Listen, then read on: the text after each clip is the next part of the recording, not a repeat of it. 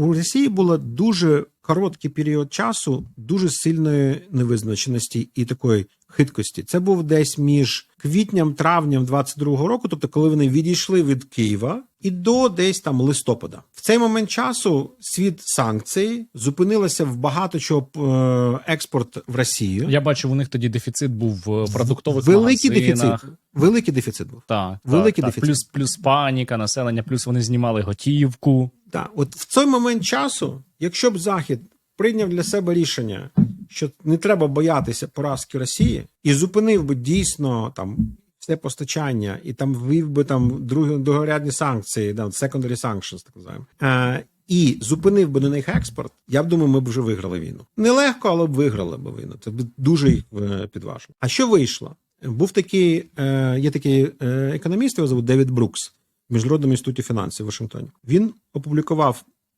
на початку 23-го року торгівельну статистику з країн Європейського Союзу і сказав про диво.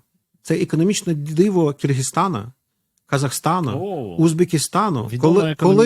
Велике економічне диво, коли з Литви на 10 тисяч відсотків у тебе збільшився експорт якоїсь там продуктової групи до Узбекистану. Звісно, це не тому, що росіяни обходять санкції. І коли Мерседес почав в Казахстан продавати машини, то це історія. І коли Visa і MasterCard почали випускати мільйонами картки в Казахстані, це таке диво, економічне диво цієї країни. От той момент часу не вистачило. Це, вибачте, я скажу таку фразу, я досить прозахідна людина, і проукраїнська, і прозахідна людина. Але це таке, це лицемір'я. Да? Тому не було, вони розуміли, що це, по-перше, експорт, який вчора був, Росія великий маркет, великий ринок. І це важлива була історія. А потім вже була зовсім інша економіка.